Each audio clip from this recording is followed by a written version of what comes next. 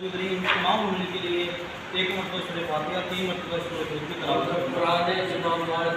جتنے بھی جب سے تعمیر ہوا ہے اس وقت سے لے کے اب تک جو ان کے بانیان ہے یا جن میں ذرا سا بھی حصہ اس کی تعمیر میں ڈالا ہے کسی بھی انداز سے تو یا دعا کی صورت میں ہو سکتا ہے ان کا حصہ ان تمام مخلوق کے ایک سورہ فاتحہ 3 مرتبہ سورہ درود کی تلاوت کرنا حسینیت یزیدیت اور محمد اہل بیت محمد بلندر صلوات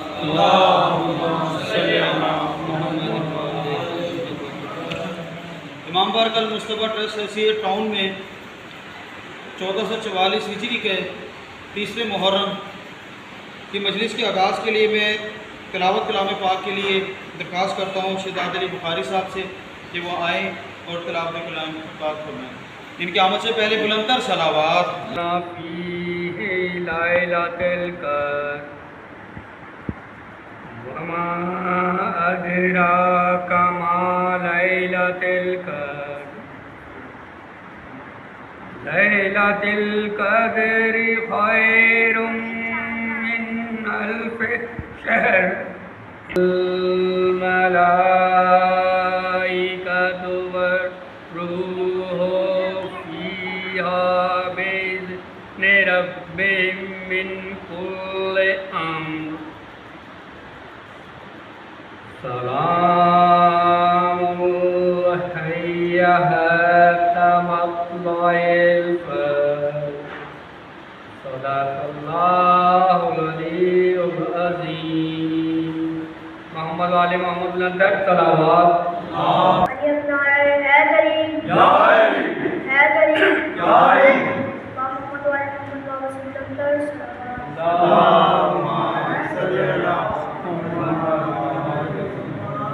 پھرتے ہوئے جب میں نے تیرا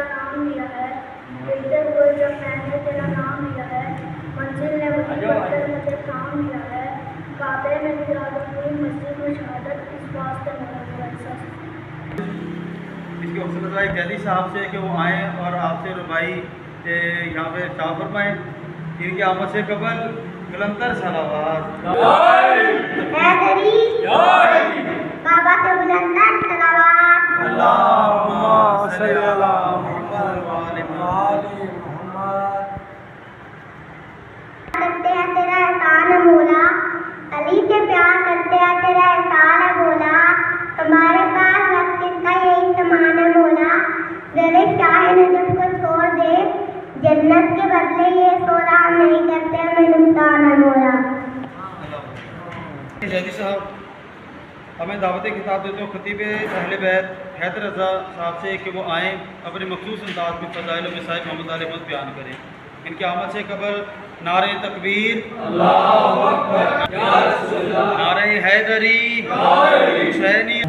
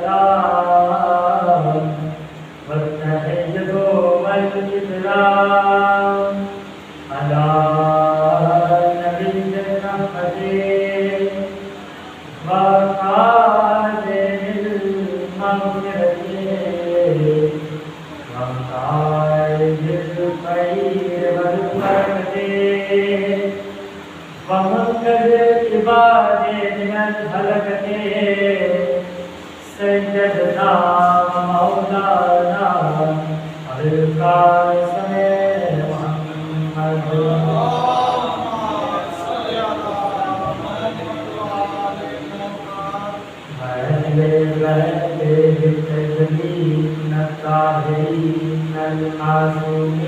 محمد المنتقمين المنتجبين الذين الذين أذهب الله عنهم الرجس وطهرهم تطهيرا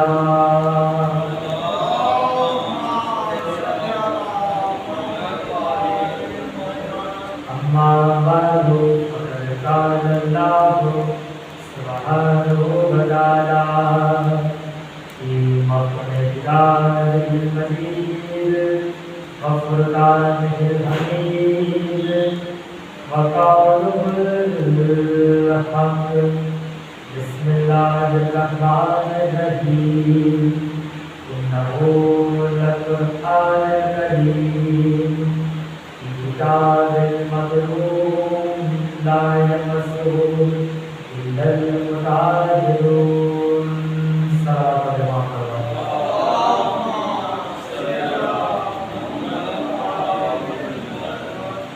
چودہ سو گزارش میری اچھا مولانا مکان ماشاءاللہ المصطفیٰ صلی اللہ علیہ وسلم آج تیسرا پہلا شب ہے اور ہمارا مرتبہ اور آج کی طرف سے 14 معصومی اور آج اس کی تیسری نبی سماعت ہماری اور پروردگار نے جناب ابراہیم کو جناب ابراہیم علیہ السلام کو اپنا نبی بھی کہا، امام بھی کہا، دوست بھی کہا، خلیل بھی کہا اور سب سے بڑھ کر اپنا عبد بھی کہا اور کئی صفات کی طرف کئی خصوصیات کی طرف جناب ابراہیم کے مختلف طریقوں سے نام دیتے ہیں قرآن کریم میں۔ تو جناب ابراہیم اللہ کا خلیل ہے، اللہ کا دوست ہے اور کچھ ایسی صفات بھی ہے جو اللہ نے خصوصی طور پر حضرت ابراہیم کو عطا فرمائی۔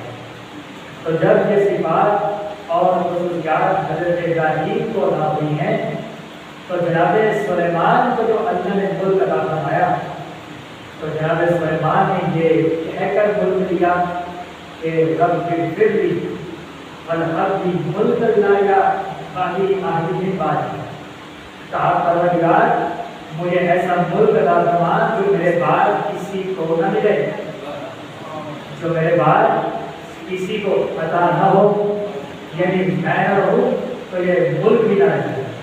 یہ جناب سلیمان کہہ رہے ہیں کہ پروردگار مجھے ایسا ملک عطا فرما جو میرے بعد کسی کو نہ ملے۔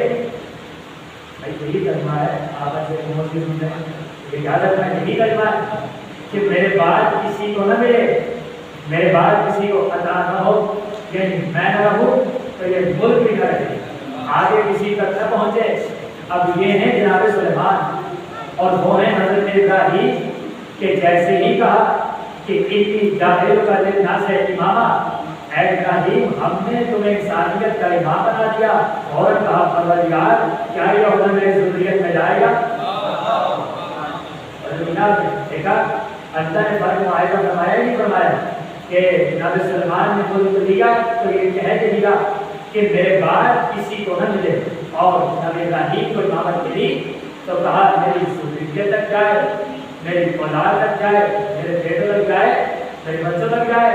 اور وہاں پر اللہ نے یہ اصول معین کر دیا کہ اے ابراہیم یہ عہدہ امامت تمہاری ذریت میں جائے گا تو لیکن ظالموں تک نہیں جائے گا، یعنی امامت کا ظلم سے کوئی واسطہ نہیں ہے۔ اللہ نے کہا اے ابراہیم اے میرے دوست اے میرے خلیل یہ عہدہ امامت عدل کا تقاضا کرتی ہے، ظلم کا نہیں۔ جملہ دل میں بھول نہیں گیا، بات یہ ہے کہ ہر چیز کی ضد ہوا کرتی ہے، جیسے سچ کی ضد ہے جھوٹ اور جھوٹ کی ضد ہے سچ، اندھیرے کی ضد ہے سویرا، سویرے کی ضد ہے اندھیرا، حق کی ضد ہے باطل اور باطل کی ضد ہے حق، یہ ایک دوسرے کی ضد ہوا کرتی ہے۔ اسی طرح دل کی ضد ہے داد اور داد کی ضد ہے دل۔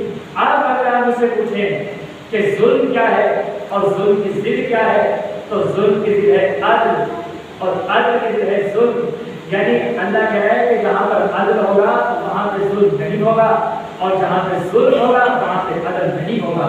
یہ ایسے ہی ہے کہ کہ جہاں سچ ہے وہاں جھوٹ نہیں ہے، جہاں جھوٹ ہے وہاں سچ نہیں ہے، جہاں دن ہے وہاں رات نہیں ہے، جہاں رات ہے وہاں دن نہیں ہے، جہاں حق ہے وہاں باطل نہیں ہے، جہاں باطل ہے وہاں حق نہیں ہے۔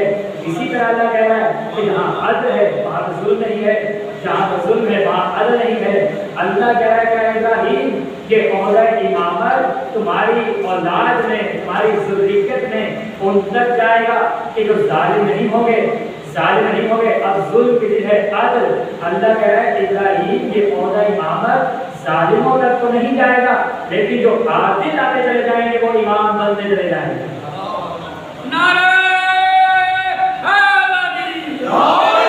جہاں پر عدل ہوگا وہاں امامت ہوگی، جہاں پر عدل ہے وہاں امامت ہے، اور جہاں امامت ہے وہاں عدل ہے۔ اصول دین آپ کے کیا ہیں اور دوسروں کے کیا ہیں یہ آپ کو اچھی طرح معلوم ہے۔ تو اب اللہ کے خلیل نے اللہ سے کہا کہ یہ عہدہ امامت میری ذریت میں جانا چاہیے۔ اللہ نے فوراً کہا کہ ظالم والا نہیں جائے گا، یعنی حضرت ابراہیم نے اپنی ذریت کو بڑی اہمیت دی ہے، اپنی اولاد کو بڑا اہمیت دیا ہے۔ جیسے کسی آدمی نے کہا تعالیٰ ہمیں ضروریت کی پروردگار کیا یہ عہدہ میری ذریت میں جائے گا؟ اللہ نے کہا ہاں جائے گا، لیکن ظالموں تک نہیں جائے گا۔ یعنی حضرت ابراہیم نے اپنی اولاد کو بڑی اہمیت دی ہے۔ کیوں؟ اس لیے کہ چاہتے ہیں ابراہیم کہ کسی بھی طرح میری آل کا تعارف دنیا تک پہنچ جائے۔ حضرت ابراہیم کا اپنی ذریت کو اہمیت دینا صرف یہی مقصد ہے کہ ابراہیم چاہتے ہیں کہ کسی طرح میری آل کا تعارف مشرق نے کہا مطلب یہ تو میرا مشرقین ارے اور مشرقوں میں سے تو تھا ہی نہیں، اور کیا کہنے بات ہے ہم نے ابراہیم کو حکومت قرار دیا ہے، اس لیے کہ وہ دین حنیف میں تھا، اور وہ صدیق اس لیے تھا کہ وہ مشرک نہیں تھا، اور ابراہیم ہماری نعمت پر شکر کرتا تھا، ابراہیم ہماری نعمت پر شکر کرتا تھا، اور وجتباہ ہم نے اسے مجتبی بھی بنایا ہے، وجتباہ ہم نے اسے مجتبی بنایا ہے، وہداہ الی صراط مستقیم، اور ہم نے اسے بتایا دیکھو وہ ہے صراط مستقیم۔ سمجھا نہیں سمجھا؟ اللہ کہہ رہا ہے ہم نے اسے صراط مستقیم کی ہدایت دی ہے، ہم نے۔ تو اس کا مطلب آل ابراہیم کو بھی کسی رہبر کی ضرورت نہیں ہے، ان تک بھی براہ راست ہدایت پہنچتی ہے۔ تو آل ابراہیم بھی وہ ہو، آل ابراہیم بھی وہ ہو کہ جنہیں اللہ ہدایت کرے، کوئی اور نہیں۔ تو پروردگار کیا سکھا ختم ہو گئی؟ کیا سکھا ختم ہو گیا حضرت ابراہیم؟ کہتا نہیں، ایک اور صبح لے جاؤ، اور بالکل آخری مرحلے میں گفتگو ایک اور صبح لے جاؤ۔ آیت بعد میں پڑھتا ہوں، سورہ بقرہ کی آیت آپ پہلے لے جائیں۔ اللہ کہتا ہے کہ فَمَن يَرْغَبُ عَن مِّلَّةِ إِبْرَاهِيمَ إِلَّا مَنْ سَفِهَ نَفْسَهُ وَلَقَدِ اصْطَفَيْنَاهُ فِي الدُّنْيَا إِنَّهُ فِي الْآخِرَةِ لَمِنَ الصَّالِحِينَ۔ توجہ، آیت کا دماغ ہمارے میں لگا، صحیح فرمائیں، ایک ایک لفظ میں خود سنائی دے گا۔ فَمَن يَرْغَبُ عَن مِّلَّةِ إِبْرَاهِيمَ إِلَّا مَنْ سَفِهَ نَفْسَهُ۔ اللہ کہہ رہا ہے کون ہے جو ملت ابراہیم سے منہ موڑ جائے سوائے اس کے جو بے وقوف ہو؟ کون ہے جو ملت ابراہیم سے منہ موڑ جائے سوائے اس کے جو ہمت ہو؟ اور کون ہے جو ملت ابراہیم سے منہ موڑ جائے سوائے اس کے جو تھاما؟ اردو کی سارے بات میں آپ کے حوالے کی الا من سفہ نفسہ، سوائے اس کے جس نے اپنے نفس پر ظلم کیا۔ کہا کہ ملت ابراہیم سے وہی منہ موڑے گا جو ظالم ہوگا۔ بھائی نفس پہ ظلم کرنا ظالمی تو ہوتا ہے، بے وقوف ظالم ہوتا ہے، احمد ظالم ہوتا ہے۔ تو میں نے تینوں درجے ملائے کرنا کے حوالے کیا کہ وہی ملت ابراہیم سے منہ موڑے گا جو ظالم ہوگا، بے وقوف ہوگا، احمد ہوگا۔ کیوں؟ وَلَقَدِ اصْطَفَيْنَاهُ فِي الدُّنْيَا، ہم نے ابراہیم کو مصطفیٰ بھی بنایا ہے۔ اس لیے آیت میں کہا مصطفیٰ بنایا، اس آیت میں کہا مصطفیٰ بنایا، اور آپ کا صرف دنیا ہی میں نہیں آخرت میں بھی مصطفیٰ ہے۔ تو آل ابراہیم بھی وہ ہو کہ جو دنیا میں بھی مصطفیٰ ہو، آخرت میں بھی مصطفیٰ ہو۔ اور جتنے بھی پہنچے ابھی تو میں نے کچھ کہا ہی نہیں، ابھی تو میں سننا کے بارے میں چاہتا ہوں۔ فَمَن يَرْغَبُ عَن مِّلَّةِ إِبْرَاهِيمَ إِلَّا مَن سَفِهَ نَفْسَهُ وَلَقَدِ اصْطَفَيْنَاهُ فِي الدُّنْيَا إِنَّهُ فِي الْآخِرَةِ لَمِنَ الصَّالِحِينَ۔ وہی دنیا میں بھی مصطفیٰ ہے اور وہی آخرت میں صالحین میں سے ہوگا، اس لیے کہ ہم نے ابراہیم کو مصطفیٰ قرار دیا ہے۔ اور خبردار ملت ابراہیم سے منہ نہ موڑنا، یہی ترجمہ ہوا نا، ملت ابراہیم سے منہ نہ موڑنا. پہلے کہا صدیق حبیب، پھر کہا وہ مشرک نہیں ہے، پھر کہا مجتبی ہے، پھر کہا سراج مسیح کو جانتا ہے، پھر کہا ہدایت یافتہ ہے، اور پھر کہا خبردار وہ ملت ابراہیم ہے اور اس ملت ابراہیم سے منہ نہ موڑنا. اس لیے کہ ابراہیم مصطفیٰ ہے، اس لیے کہ دنیا میں بھی مصطفیٰ ہے، آخرت میں بھی مصطفیٰ ہے، دنیا میں بھی سارے، آخرت میں بھی سارے. پروردگار کیا صفات ختم ہو گئی؟ ابراہیم کی صفات ختم ہو گئی؟ کہتا نہیں، ایک اور صفت لے جاؤ، ایک اور صفت لے جاؤ، اور آپ کے حوالے ہے صفت. صدیق کی صفت دے دی، مصطفیٰ ہونے کی صفت بتا دی، مجتبی ہونے کی صفت بتا دی، دین حنیف کے ہونے کی صفت بتا دی، صراط مستقیم کے ہونے کی صفت بتا دی، اور ملت ابراہیم سے منہ نہ موڑنا حکم دے دیا. اور اب کہا پہچانو ابراہیم کو کہ ابراہیم کون ہے. اب 23واں سپارہ سورہ صافات میں کہا وَإِنَّ مِنْ شِيَّتِهِ لَإِبْرَاہِيمَ. بالکل آگے تمہیں اس سے بتاتا ہوں، میرے بارے اور آگے تک سنے گا، نہیں تو میں پڑھوں ادھر سے آپ پڑھیں تاکہ دیکھ تو آگے بڑھے. وَإِنَّ مِنْ شِيَّتِهِ لَإِبْرَاہِيمَ اِذْ جَاءَ رَبَّهُ بِقَلْبٍ سَلِيمٍ. وہ ابراہیم کہ جو شیعوں میں سے تھا. مجھے نہیں پتا کہ لفظ شیعہ کا کیا ترجمہ کیا جا رہا ہے، اس لیے کہ مجھے ترجمے سے غرض نہیں، مجھے لفظ سے غرض ہے. وَإِنَّ مِنْ شِيَّتِهِ لَإِبْرَاہِيمَ اِذْ جَاءَ رَبَّهُ بِقَلْبٍ سَلِيمٍ.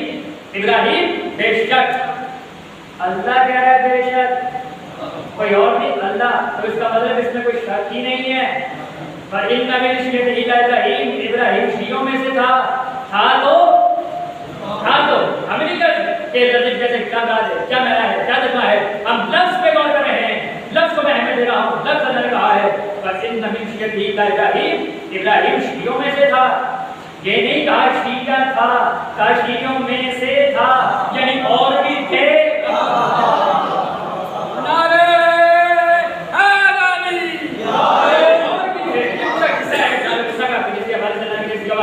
میں نے کہا میں لفظ پہ غور کر رہا ہوں، لفظ کو میں اہمیت دے رہا ہوں تاکہ لفظ اب تک پہنچ جائے.